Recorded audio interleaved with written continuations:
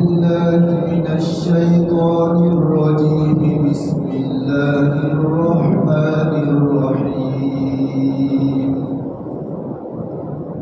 للرجال نصيب مما ترك الوالدان والأقربون وللنساء نصيب مما ترك الوالدان والأقربون مما قل منه أو كثر نصيبا مفروضا. وإذا حضر القسمة أولو القربى واليتامى والمساكين فارزقوهم منه وقولوا لهم قولا معروفا. وليخشى الذين لو تركوا من خلفهم ذرية ضعافا خافوا عليهم فليتقوا الله وليقولوا قولا سديدا. إن الذين يأكلون أموال اليتامى ظلما إنما يأكلون في بطونهم نارا وسيصلون سعيرا. صدق اللہ العظیم. محترم دوستوں اور بزرگوں، کل گزشتہ وصیت کے متعلق شریعت کے جو احکام ہیں اس کے متعلق کچھ باتیں پیش کی گئی تھی. ان باتوں کا خلاصہ یہ ہے کہ آدمی کو ہر وقت اس بات کی فکر اور کوشش کرنی چاہیے کہ اس کے ذمے اللہ سبحانہ و تعالیٰ کے حقوق اور بندوں کے حقوق میں سے کوئی حق باقی نہ رہے. اگر اللہ سبحانہ و تعالیٰ کے حقوق اور بندوں کے حقوق میں سے جس کی تفصیل بیان کی گئی تھی اگر کچھ حق باقی ہے تو جتنا ہو سکے اتنا جلدی آدمی کو ان حقوق کے ادا کرنے کی فکر اور کوشش کرنی چاہیے. لیکن عام طور پر ایسا ہوتا ہے کہ آدمی کے ذمے بہت سے حقوق ہوتے ہیں اور ایک دم آدمی اس کی ادائیگی کے اوپر قادر نہیں ہوتا.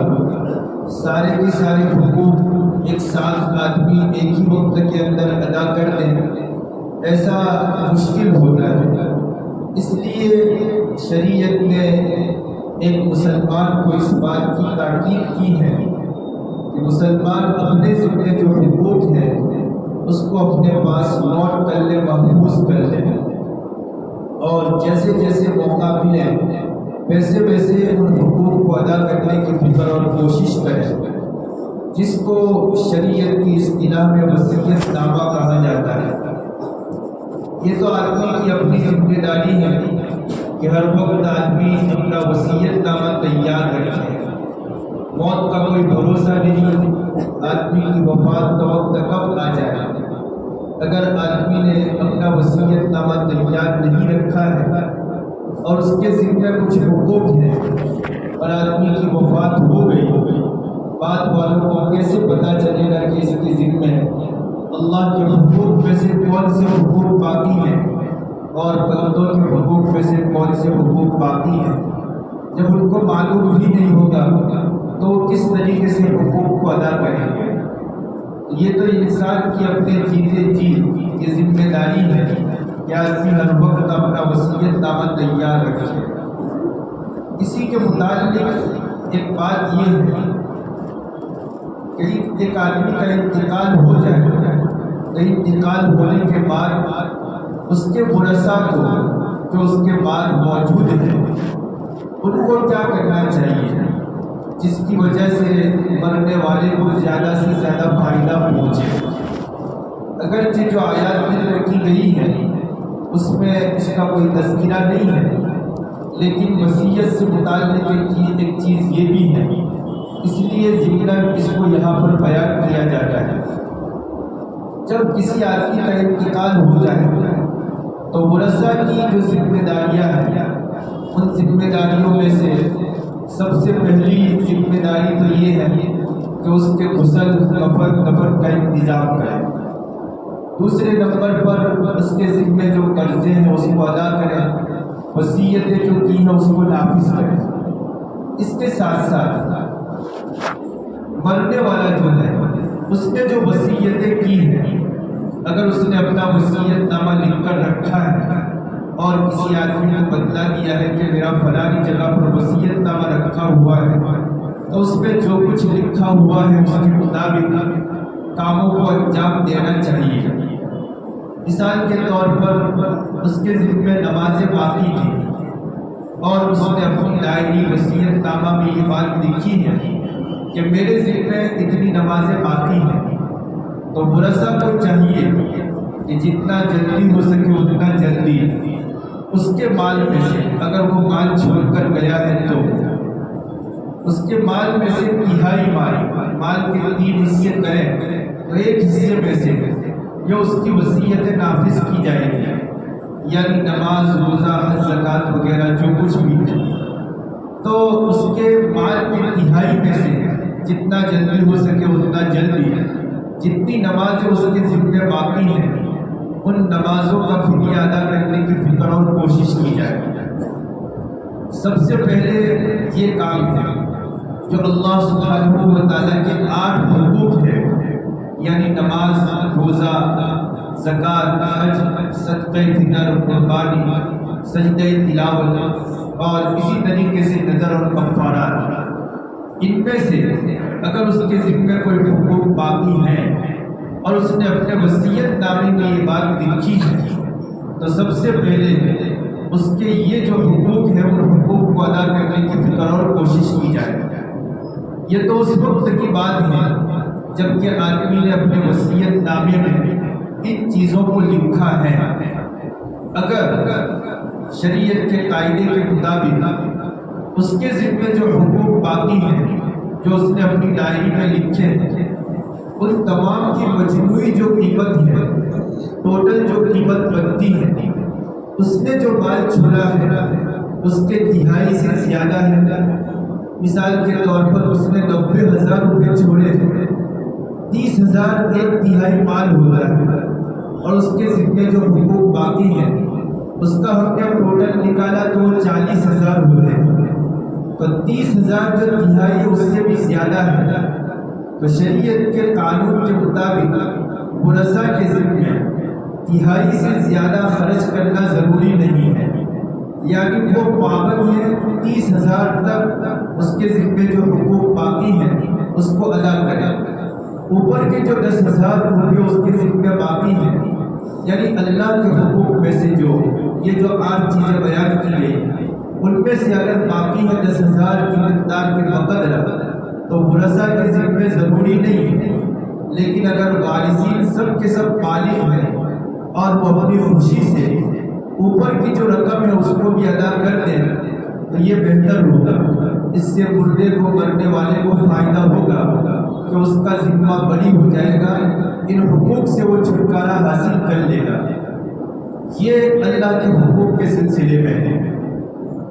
اور اگر آدمی نے کوئی وصیت نہیں کی ہے، نہ نماز کے متعلق، نہ روزوں کے متعلق، نہ زکوٰۃ کے متعلق اور نہ دیگر حقوق کے متعلق، لیکن ورثہ کو معلوم ہے کہ اس کے ذمے اتنی نمازیں ہو سکتی ہیں اور اتنے روزے ہو سکتے ہیں، اتنی زکوٰۃ ہو سکتی ہے، تو قاعدے کے مطابق ان حقوق کو ادا کرنا اور ان حقوق کی طرف سے فدیہ اور مال کو ادا کرنا ورثہ کے ذمے ضروری نہیں ہے اگر وصیت نہیں کی ہے تو۔ لیکن اگر ورثہ سب کے سب بالغ ہیں اور وہ ان سب چیزوں کا حساب کتاب کر کے رضا، رغبت اور خوشی کے ساتھ اپنے مرنے والے کی طرف سے ان حقوق کو ادا کر دے گا، یہ بہت اچھی چیز ہے، مرنے والے پر ایک طریقے کا احسان ہوگا۔ اگر ورثہ کے اندر کوئی نابالغ ہے تو نابالغ کا حصہ الگ کرنے کے بعد جو بالغ ہے وہ اپنے خوشی کے ساتھ ادا کر لیں تو ادا کرنا درست ہوگا۔ اگر ورثہ میں کوئی نابالغ ہے تو اگر وہ کہے رضا اور خوشی کو وہ ظاہر کرے تو بھی اس کے مال میں سے لینا درست نہیں ہے۔ اس کا مال تو اس کے لیے علیحدہ الگ کر دیا جائے گا، اور اس کے بعد جو بچے گا اس میں سے ورثہ جو بالغ ہے وہ راضی ہے تو وہ اپنی طرف سے ادا کر سکتے ہیں۔ یہ اس وقت کی بات ہے جب کہ مرنے والے نے وصیت نہ کی ہو۔ یہ تو اللہ کے حقوق کے سلسلے میں ہے۔ بندوں کے جو حقوق ہیں، جیسے اس کے ذمہ کوئی قرضہ ہے یا کسی طریقے سے کسی کی امانت اس کے پاس تھی، یا کسی کا کوئی مال چوری کر لیا تھا، غصب کر لیا تھا، چھین لیا تھا، اور بعد والے لوگوں کو اس کا پتہ ہے، تو بندوں کے حقوق میں تو تہائی کی کوئی قید نہیں ہے۔ اس میں تو جتنا بھی مال ہے وہ سب کا سب ادا کرنا پڑے گا۔ یہاں تک کہ اگر جتنا مال وہ چھوڑ کر گیا ہے سارا کا سارا مال بھی خرچ ہو جائے بندوں کے حقوق کے ادا کرنے کے سلسلے میں تو سارا مال خرچ کر دیا جائے گا۔ پھر ورثہ کو اگر کچھ بھی نہ ملے تو اس کی کوئی پرواہ نہیں کی جائے گی۔ تو سب سے پہلی چیز یہ ہے کہ مرنے والے کی طرف سے بندوں کے جو حقوق ہیں اور اللہ سبحانہ و تعالیٰ کے جو حقوق ہیں اس کے ادا کرنے کی فکر اور کوشش کرنی چاہیے۔ ایک مرنے والے پر اس کے ورثہ کی طرف سے سب سے بڑا احسان اور سب سے بڑی خیر خواہی یہ ہے کہ اس کے ذمے اللہ اور بندوں کے حقوق میں سے جو حقوق باقی ہیں اس کی طرف سے جلدی سے ادا کر دیے جائیں۔ بندوں کے حقوق کا مسئلہ تو بہت ہی زیادہ سنگین ہے۔ اگر کسی آدمی کے ذمے قرضہ ہو اور ایسی حالت میں اس کا انتقال ہو جائے تو اس سلسلے میں تو بڑی سخت باتیں احادیث کے اندر بیان کی گئی ہیں۔ آپ صلی اللہ علیہ وسلم کے زمانے میں اگر کوئی جنازہ لایا جاتا تھا اور آپ صلی اللہ علیہ وسلم سے درخواست کی جاتی ہے کہ آپ اس کے جنازے کی نماز پڑھا دیجیے، تو آپ صلی اللہ علیہ وسلم پہلا سوال یہ کرتے ہیں کہ کیا اس آدمی کے ذمے قرضہ باقی ہے؟ اگر کہا جاتا کہ ہاں اس کے ذمے قرضہ باقی ہے تو آپ صلی اللہ علیہ وسلم دریافت فرما دیں کیا اس نے اتنی رقم چھوڑی ہے جس کے ذریعے سے اس کا قرضہ ادا کیا جائے۔ اگر جواب دیا جاتا کہ ہاں اس نے اتنی رقم چھوڑی ہے جس کے ذریعے سے اس کا قرضہ ادا کیا جا سکتا ہے تو آپ صلی اللہ علیہ وسلم جنازے کی نماز پڑھا دیتے۔ اور اگر کہا جاتا کہ اس آدمی نے اتنی رقم نہیں چھوڑی جس کے ذریعے سے اس کا قرضہ ادا کیا جاتا تو آپ صلی اللہ علیہ وسلم فرماتے کہ تم لوگ ہی اپنے بھائی کی جنازے کی نماز پڑھ لو، میں اس کی جنازے کی نماز بھی پڑھوں گا۔ کتنی سنگین بات ہے کہ آپ صلی اللہ علیہ وسلم ایسے آدمی کی جنازے کی نماز نہیں پڑھتے تھے یا نہ پڑھنے کی بات فرماتے تھے جس کے ذمہ قرضہ ہوتا تھا اور اس نے اپنے قرضے کو ادا کرنے کے لیے کوئی رقم چھوڑی نہیں ہوتی تھی۔ اگر جیسا اتفاق کبھی پیش نہیں آیا، اس لیے کہ ایک موقع پر آپ صلی اللہ علیہ وسلم نے پوچھا کہ اس کے ذمہ کوئی قرضہ ہے، تو کہا گیا کہ اس کے ذمہ قرضہ ہے اور قرضے کو ادا کرنے کے لیے کوئی مال اس نے نہیں چھوڑا، تو آپ نے جب یہ بات ارشاد فرمائی کہ اس کی جنازے کی نماز کو پڑھ لو، تو ایک صحابی کھڑے ہوئے اور انہوں نے کہا کہ اللہ کے رسول صلی اللہ علیہ وسلم آپ اس کی جنازے کی نماز پڑھ دیجئے، اس آدمی کے ذمہ جتنا قرضہ ہے وہ میں ادا کر دوں گا، اس کی ذمہ داری میں لیتا ہوں۔ جب اس آدمی نے ذمہ داری لی تو آپ صلی اللہ علیہ وسلم نے جنازے کی نماز پڑھائی، لیکن آپ صلی اللہ علیہ وسلم نے اپنے طرز عمل کے ذریعے سے ایک پیغام دیا کہ ایسا آدمی جس کے ذمہ قرضہ ہو اور وہ قرضے کے ادا کرنے کے لیے رقم چھوڑ کر نہ جائے، یہ بہت سنگین گناہ ہے۔ ایک موقع پر آپ صلی اللہ علیہ وسلم نے فرمایا کہ اگر آدمی کا انتقال ہوا اور اس کے ذمہ قرضہ باقی ہو تو جب تک اس کا قرضہ ادا نہ کیا جائے وہاں تک اس کی روح کو روک دیا جاتا ہے۔ یعنی اگرچہ وہ نیکوکار ہوگا، نماز صلاۃ کا پابند ہوگا اور مختلف عبادتوں کو انجام دیتا ہوگا جس کی بنا پر وہ جنت کا مستحق ہے، لیکن اس کے ذمہ قرضہ ہے تو جب تک اس کی طرف سے قرضہ ادا نہیں کیا جاتا ہے وہاں تک اس کی روح کو جنت میں جانے سے روک دیا جاتا ہے۔ اس سے بھی پتہ چلتا ہے کہ یہ کتنی سنگین بات ہے۔ اس کی بنا پر ورثہ کے ذمہ ضروری ہے کہ جتنا جلدی ہو سکے اتنا جلدی اس کی طرف سے قرضے کو ادا کرنے کی فکر کوشش کریں تاکہ مرنے والے کو راحت اور آرام پہنچے۔ ایک موقع پر نبی اکرم صلی اللہ علیہ وسلم تشریف فرما تھے۔ ایک صحابی آئے اور آپ صلی اللہ علیہ وسلم سے دریافت کیا، اللہ کے رسول صلی اللہ علیہ وسلم بتلائیے اگر میں اللہ کے راستے میں جہاد کے لیے جاؤں اور میں جم کر ڈٹ کر مقابلہ کرنے والا ہوں، آگے بڑھنے والا ہوں، پیٹ پھیرنے والا نہ ہوں، میری تلوار کی زد میں آ کر چند کافر مارے جائے اور اس کے بعد کوئی کافر میرے اوپر وار کرے اور اس کا وار مجھے لگے، اس کے نتیجے میں مر جاؤں، شہادت کا درجہ حاصل ہو، تو کیا میں جنت کے اندر پہنچ جاؤں گا؟ آپ صلی اللہ علیہ وسلم نے فرمایا کہ ہاں، جب تمہیں اللہ کے راستے میں شہادت حاصل ہو تو تم جنت میں فوری طور پر پہنچ جاؤ گے۔ وہ صحابی خوش ہو گئے اور جانے لگے۔ جب وہ تھوڑے دور گئے تو آپ صلی اللہ علیہ وسلم نے واپس ان کو بلایا اور آپ صلی اللہ علیہ وسلم نے فرمایا کہ اپنا سوال پھر سے کرو۔ انہوں نے اپنا سوال دہرایا تو آپ صلی اللہ علیہ وسلم نے فرمایا کہ تم جنت میں داخل تو ہو جاؤ گے، لیکن اگر تمہارے ذمہ قرضہ ہے، قرضے سے مراد روپیہ پیسہ بھی اور بندوں کے حقوق بھی، تو اگر تمہارے ذمہ قرضہ ہے تو تم جنت میں جانے سے روک دیے جاؤ گے۔ اور آپ صلی اللہ علیہ وسلم نے فرمایا کہ یہ بات ابھی حضرت جبریل علیہ السلام نے مجھ سے فرمائی۔ اندازہ لگائیے، آدمی اللہ کے راستے میں جہاد کے لیے ہے اور ڈٹ کر جم کر مقابلہ کر رہا ہے اور وہ دشمنوں کو جہنم میں پہنچا رہا ہے اور پھر کسی دشمن کی تلوار اس کو لگتی ہے اور شہادت کا مقام اس کو حاصل ہوتا ہے۔ حالانکہ شہادت تو سب سے بڑا درجہ ہے۔ شہید کا خون زمین پر ٹپکنے سے پہلے اللہ سبحانہ و تعالیٰ اس کی مغفرت کر دیتے ہیں، لیکن اگر اس کے ذمہ قرضہ ہے، اللہ بندوں کے حقوق ہیں، تو پھر شہادت کی وجہ سے بھی آدمی کی مغفرت نہیں ہوتی۔ یہ احادیث جو ہے اس بات کو بتلا رہی ہے کہ مرنے والے کی طرف سے اگر بندوں کے حقوق میں سے کچھ حق باقی ہے، قرضہ وغیرہ باقی ہے، تو اس کو ادا کرنے کی اولے پہلے کے اندر فکر اور کوشش کرنی چاہیے۔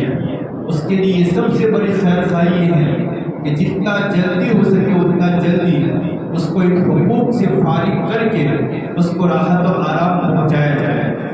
یہ بندوں کے حقوق کے سلسلے میں اور اللہ کے حقوق کے سلسلے میں بات ہوئی۔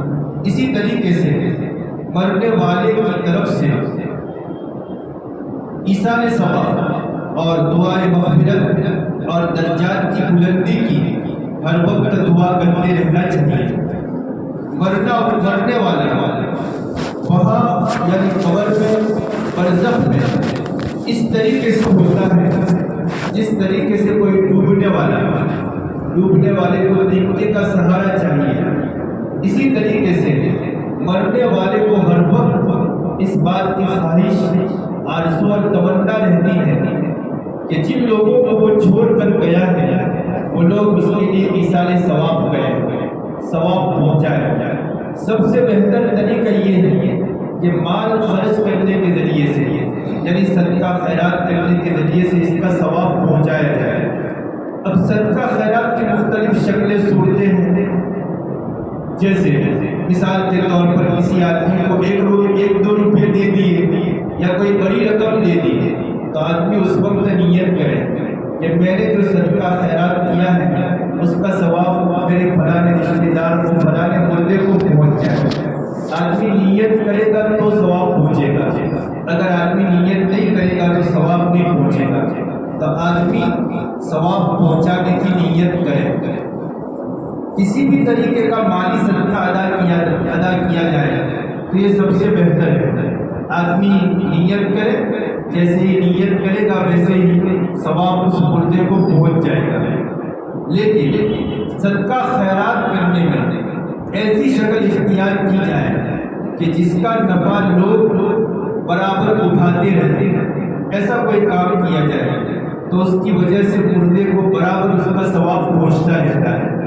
جیسے ایسے کام جس کے ذریعے سے لوگ برابر فائدہ اٹھاتے رہتے ہیں، مرنے والے کی طرف سے مثال کے طور پر حیثیت ہے، استطاعت ہے تو کوئی مسجد بنوا دی۔ مسجد ایک ایسی جگہ ہے جو جس سے لوگ برابر فائدہ اٹھاتے رہیں گے۔ مسجد جب ایک جگہ مسجد کے لیے متعین کر دی جائے تو قیامت تک کے لیے وہ مسجد کی جگہ ہے۔ تو قیامت کی صبح تک اگر وہ مسجد باقی قائم دائم رہی اور لوگ اس میں نماز پڑھتے رہے تو اس مردے کو اس کا برابر ثواب پہنچتا رہے گا۔ اسی طریقے سے اگر پوری مسجد نہیں بنا سکتے ہیں تو چند لوگ مل کر مسجد تعمیر کرا دیں اور اس کو وقف کر دیں، اس کا ثواب اپنے مرحوم رشتے داروں کے نام کر دیں تو اس کا ثواب اس کو برابر پہنچتا رہے گا۔ اسی طریقے سے کسی جگہ پر کنواں کھدوا دیا، بورنگ کروا دی، یا کسی طریقے سے مسجد میں قرآن مجید رکھوا دی یا کتابیں رکھ دی، یا اس طریقے کا کوئی بھی کام جس سے لوگ برابر فائدہ اٹھاتے رہے، ایسا کوئی کام اس کی طرف سے کر دیا جائے تو اس کا ثواب اس کو برابر پہنچتا رہتا ہے۔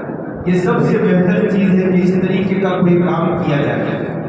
دوسرے نمبر پر بدنی جو عبادتیں ہیں، یعنی نماز ہے، روزہ ہے، حج ہے، زکوٰۃ ہے، صدقہ خیرات وغیرہ ہے، یہ کام کر کے بھی اس کا ثواب پہنچایا جا سکتا ہے۔ عام طور پر ہم لوگ یہ سمجھتے ہیں کہ قرآن مجید پڑھ لیا اور اس کی نیت کر لی تو اس کا ثواب پہنچ جاتا ہے، بس ہم اسی کو سمجھتے ہیں کہ سارے ثواب کا ذریعہ، حالانکہ ایسا نہیں ہے۔ کوئی بھی عبادت آدمی کرے، ایک مرتبہ سبحان اللہ کہے اور اس کا ثواب اس کو پہنچا دے، اس کا ثواب بھی اس کو پہنچ جاتا ہے۔ کوئی بھی کام، یہاں تک کہ آدمی جو فرض نماز پڑھتا ہے، جیسے مثال کے طور پر ابھی عصر کی نماز پڑھی، آدمی اگر نیت کرے کہ میں نے عصر کی جو نماز پڑھی ہے اس کا ثواب میرے فلاں رشتے دار کو پہنچ جائے تو اس کا بھی ثواب پہنچ جائے گا۔ آدمی کو اپنا ذاتی جو ثواب ہے وہ بھی مل جائے گا اور ساتھ ساتھ اس کا ثواب مردے کو بھی پہنچ جائے گا۔ اس کی آسان سی شکل یہ ہے کہ آدمی رات کو سوتے وقت یہ نیت کرے کہ دن بھر میں نے جتنے بھی نیک اعمال کیے ہیں ان تمام نیک اعمال کا ثواب میرے فلاں رشتے داروں کو فلاں مردوں کو پہنچ جائے۔ یہ سب سے آسان شکل ہے۔ اللہ کی توفیق سے آدمی کو دن بھر میں کچھ نہ کچھ نیک کام کرنے کی توفیق تو ہو ہی جاتی ہے۔ آدمی نماز پڑھتا ہے، کوئی بھلائی کی بات کہتا ہے، کوئی 1 2 روپے کسی کو صدقہ خیرات کر دیتا ہے، تو آدھی سے 1 سیکنڈ کا کام ہے نیت کرنا، اور آدمی جیسے ہی نیت کرے گا ویسے ہی اس کا ثواب پہنچ جائے گا۔ تو آدمی اپنا یہ معمول بنا لے گا، رات کو سوتے وقت یہ نیت کرے کہ دن بھر میں نے جو نیک کام کیے ہیں اس کا ثواب فلاں لوگوں کو پہنچ جائے۔ اب ایک بات یہ بھی ذہن میں رہے کہ اگر کوئی آدمی مثال کے طور پر 1 پارہ پڑھتا ہے اور اس کا ثواب ایک شخص کو پہنچاتا ہے، جیسے اپنا کوئی قریبی رشتے دار جس کا انتقال ہو گیا اس کو ثواب پہنچایا، 1 پارہ پڑھا اور ایک ہی آدمی کو ثواب پہنچایا، تو جتنا پڑھا ہے اس کا پورا ثواب اس کو پہنچ جائے گا۔ اور اگر 1 پارہ پڑھا اور 10 آدمیوں کی نیت کی تو قاعدے کے مطابق تو وہ تقسیم ہو جائے گا، یعنی اگر 100 نیکیاں ہیں تو سب کو 10 نیکیاں ملیں گی، تقسیم ہو جائے گا۔ لیکن اللہ سبحانہ و تعالیٰ کی ذات سے امید رکھنی چاہیے جیسے کہ بعض علماء نے اس کی صراحت بھی کی ہے کہ تقسیم نہیں ہوگا بلکہ ہر ایک کو پورا پورا ثواب ملے گا، پڑھنے والے کو بھی ثواب ملے گا اور جن جن لوگوں کو پہنچائے تمام کو 100 نیکیاں مثال کے طور پر ہے تو سب کو پہنچ جائے گی۔ تو آدمی کو نیت کرنے میں بخیلی سے کام نہیں لینا چاہیے، بلکہ آدمی کو اپنے رشتہ داروں کے ساتھ ساتھ پوری امت مسلمہ، اس کے جتنے بھی فرد انتقال کر چکے ہیں، جن لوگوں کی بھی وفات امام اسلام کی حالت میں ہوئی ہے، ان تمام کے لیے آدمی اپنی نیت میں ان سب کو شامل کر لے تاکہ سبھی کو ثواب مل جائے۔ بلکہ اس سے بھی زیادہ بڑی بات یہ ہے کہ جس طریقے سے مردوں کو ثواب پہنچایا جا سکتا ہے، اسی طریقے سے زندوں کو بھی ثواب پہنچا سکتے ہیں۔ اگر آدمی کے والدین زندہ ہیں اور آدمی کچھ پڑھے اور پڑھنے کے بعد نیت کرے کہ اس کا ثواب میرے والدین کو بھی پہنچ جائے تو ان کو بھی ثواب پہنچ جاتا ہے۔ یہ اللہ سبحانہ و تعالیٰ کی طرف سے دین کو اتنا آسان کر دیا گیا اور نیکیوں کا اجر و ثواب کا ایسا انبار لگا دیا گیا کہ آدمی سوچ بھی نہیں سکتا، حساب کتاب بھی نہیں کر سکتا ہے۔ جب تک آدمی زندہ ہے تب تک اس کے لیے موقع ہے، مرنے کے بعد آدمی صرف اور صرف زندوں کی طرف سے پہنچنے والے ثواب کا محتاج ہو جاتا ہے۔ بعض کتابوں میں یہ واقعہ لکھا ہے کہ ایک مرتبہ ایک آدمی، ایک بزرگ تھے، جس طریقے سے کشف ہوتا ہے، کشف کا مطلب یہ ہے کہ سامنے والے آدمی کے دل میں جو خیالات آ رہے ہیں آدمی کو اس کا پتہ چل جائے۔ اگر آدمی شریعت کا پابند ہوتا ہے، متقی سنت و شریعت ہوتا ہے تو کبھی یہ چیز آدمی کو حاصل ہوتی ہے۔ جس طریقے سے زندوں میں کشف ہوتا ہے، اسی طریقے سے قبر والے کے ساتھ کیا ہو رہا ہے، بعض بزرگوں کو اس کا بھی کشف ہو جاتا ہے۔ وہ قبر کے پاس پہنچتے ہیں تو اللہ کی طرف سے قبر کے حالات ان کے اوپر کھول دیے جاتے ہیں۔ تو اسی طریقے کے ایک بزرگ تھے، وہ ایک قبرستان میں سے گزرے، ایک قبر پر پہنچے تو ان کو کشف ہوا کہ اندر جو مردہ ہے وہ قرآن مجید کی تلاوت کر رہا ہے۔ ان کو آواز آ رہی تھی کہ وہ قرآن مجید کی تلاوت کر رہا ہے۔ انہوں نے پوچھا کہ قبر میں جانے کے بعد تم قرآن مجید کی تلاوت کیوں کر رہے ہو؟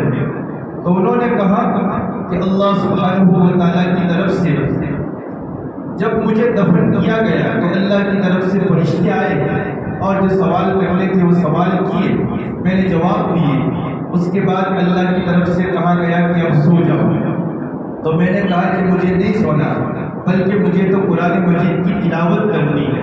تو اللہ سبحانہ و تعالیٰ کی طرف سے مجھے اجازت دے دی گئی کہ میں قرآن مجید کی تلاوت کروں۔ اس طریقے کے بہت سے واقعات ہیں، جیسے خود آپ صلی اللہ علیہ وسلم نے حضرت موسیٰ علیہ السلام کے متعلق فرمایا کہ معراج کے موقع پر حضرت موسیٰ علیہ السلام کی قبر کے پاس سے میرا گزر ہوا تو مجھے معلوم ہوا کہ وہ اپنی قبر میں کھڑے ہو کر نماز پڑھ رہے ہیں۔ بہرحال تو وہ بزرگ جو ہے قبر کے اندر قرآن مجید کی تلاوت کر رہے تھے۔ باہر والے بزرگ کو تعجب ہوا تو اس اندر والے نے کہا کہ جب سے مجھے دفن کیا گیا ہے تب سے لے کر آج تک میں نے 70,000 یعنی 70,000 قرآن شریف ختم کر لیے۔ باہر والے بزرگ کو تعجب ہوا کہ اتنے سارے قرآن تم نے ختم کر لیے۔ تو اندر والے نے کہا کہ ایک مرتبہ سبحان اللہ کہو اور اس کا ثواب مجھے پہنچا دو، میں یہ 70,000 قرآن تمہیں دینے کے لیے تیار ہوں۔ انہوں نے کہا کہ کیوں؟ کہا کہ اگرچہ میں نے 70,000 قرآن ختم کیے ہیں لیکن اس کا ثواب مجھے نہیں ملے گا، اور تم جو سبحان اللہ کہہ رہے ہو اس کا ثواب تمہیں ملے گا، اس لیے کہ تم ابھی عمل کرنے کی جگہ پر ہو اور میں بدلے کی جگہ پر ہوں، اور بدلے کی جگہ پر عمل کرنے کا کوئی ثواب نہیں ہوتا ہے۔ تو ہمیں اللہ سبحانہ و تعالیٰ نے جو لمحات دیے، جو زندگی دی ہے، وہ بہت قیمتی زندگی ہے۔ یہاں ہم جو کچھ کر سکتے ہیں وہ کر لیں، وہاں جانے کے بعد ہم لوگ باہر والوں کی طرف سے پہنچنے والے ثواب کے محتاج ہوں گے۔ اور زندوں کو چاہیے کہ اپنے مردوں کا جتنا فائدہ کر سکتے ہیں اتنا فائدہ کریں۔ کوئی محنت مشقت نہیں. ایسے بھی آدمی 5 وقت کی نماز پڑھتا ہے, روزہ رکھتا ہے, قرآن شریف کی تلاوت کرتا ہے, کچھ نہ کچھ صدقہ خیرات کر لیتا ہے, کچھ نہ کچھ نیکی کے کام کر لیتا ہے. رات میں سوتے وقت آدمی پوری امت محمدیہ صلی اللہ علیہ وسلم کے لیے ثواب پہنچنے کی نیت کر لے تو آدمی کا خود کا بھی فائدہ اور ان لوگوں کا بھی فائدہ ہو جائے گا. تو مرنے والے کی طرف سے یہ چند کام کرنے چاہیے. ایک تو اللہ کے جو حقوق اس کے ذمہ باقی ہیں اس کو ادا کرنا چاہیے. بندوں کے حقوق جو اس کے ذمہ باقی ہیں جتنا جلدی ہو سکے اتنا جلدی اس کی طرف سے ادا کرنا چاہیے. تیسری بات یہ ہے کہ اس کے لیے دعا اور ایثار ثواب کا اہتمام کرنا چاہیے. دعا کے سلسلے میں بھی ایک حدیث ہے, آپ صلی اللہ علیہ وسلم نے فرمایا جب کوئی آدمی جنت میں ہوتا ہے اور اچانک اس کے درجے کو بلند کیا جاتا ہے, نیچے سے اوپر کے درجے میں اس کو لے جایا جاتا ہے, تو وہ آدمی پوچھتا ہے کہ اللہ یہ میرا جو درجہ بلند کیا گیا وہ کون سی عمل کی وجہ سے بلند کیا گیا؟ تو اللہ سبحانہ و تعالیٰ کہتے ہیں کہ آج میرے فلاں بیٹے نے تیرے لیے مغفرت کی دعا کی, درجے کے بلند ہونے کی دعا کی, اس کے نتیجے میں تیرا یہ درجہ بلند کیا گیا. دیکھیے فوری طور پر وہاں کے آدمی کو اس کا فائدہ پہنچتا ہے. تو دعائے مغفرت, رفع درجات کی دعا کا اہتمام, ایصال ثواب اور ایصال ثواب میں ایسی شکل جس سے لوگ برابر فائدہ اٹھاتے رہے, ایسی کوئی شکل اختیار کرنی چاہیے. یہ سب سے بڑا احسان کرنے والوں کی طرف سے, زندہ لوگوں کی طرف سے ہوگا, تو اس کا اہتمام کرنا چاہیے. اللہ سبحانہ و تعالیٰ عمل کرنے کی توفیق نصیب فرمائے. ہدایت نبوی صلی اللہ علیہ وسلم کے سلسلے میں آگے عنوان ہے بڑوں کی تعظیم, یعنی اپنے سے جو عمر میں, علم میں, فضل میں, مقام اور مرتبے میں بڑے ہیں ان کی تعظیم کی جائے. تعظیم کا مطلب یہ ہے کہ وہ جو کوئی بات کریں تو ان کی بات کو دھیان سے سنیں, وہ کوئی حکم دے تو اس کو بجا لائے, ان کو کوئی مدد وغیرہ کی ضرورت ہو تو ان کی مدد کریں. اگر کسی جگہ پر آ رہے ہیں اور جگہ پر وسعت نہیں ہے تو ان کے لیے جگہ کی وسعت کر دیں. یہ بڑوں کی تعظیم ہے. اور چھوٹوں پر شفقت اور مہربانی. تعلیم اور تربیت کے سلسلے میں اگر اعتدال کے ساتھ ان پر سختی کی جائے تو کوئی حرج کی بات نہیں ہے, لیکن باقی معاملات میں اپنے چھوٹوں کے ساتھ شفقت کی جائے. حضرت عبداللہ بن عباس رضی اللہ تعالیٰ عنہما کی روایت ہے, نبی اکرم صلی اللہ علیہ وسلم نے فرمایا وہ آدمی ہم میں سے نہیں جو ہمارے بڑے کی تعظیم نہ کرے اور ہمارے چھوٹے کے حق کو نہ پہچانے اور برائی کا حکم نہ دے اور برائی سے روکے نہیں. اسی طرح حضرت ابو موسیٰ اشعری رضی اللہ تعالیٰ عنہ کی روایت ہے, وہ فرماتے ہیں کہ اللہ کے رسول صلی اللہ علیہ وسلم نے ارشاد فرمایا اگر کوئی آدمی بوڑھے آدمی کی تعظیم کرتا ہے, اس کی عزت کرتا ہے, یا اسی طریقے سے حافظ قرآن اور عالم قرآن کی عزت کرتا ہے, اسی طرح انصاف پسند بادشاہ کی عزت کرتا ہے, تو یہ اللہ سبحانہ و تعالیٰ کی عزت کرنے میں سے ہے. یعنی اللہ سبحانہ و تعالیٰ اس کا پورا بدلہ عطا کریں گے. حضرت انس رضی اللہ تعالیٰ عنہ کی روایت ہے کہ جو نوجوان کسی بوڑھے کی تعظیم کرے, اس کی خدمت کرے, اس کا ادب اور احترام کرے, اللہ سبحانہ و تعالیٰ بڑھاپے میں ایسے لوگ اس کے لیے مہیا کر دیتے ہیں جو اس کی تعظیم کریں گے, اس کی خدمت کریں گے, اس کے حق کو پہچانیں گے. یا جوانی میں اگر بڑے لوگوں کا ادب اور احترام کیا تو ہمارے بڑھاپے میں ایسے لوگ مل جائیں گے جو ہمارا ادب اور احترام کریں گے. یا اللہ سبحانہ و تعالیٰ دنیا میں نقد فائدہ پہنچانے ہیں. اللہ سبحانہ و تعالیٰ عمل کرنے کی توفیق نصیب فرمائے. سبحان اللہ.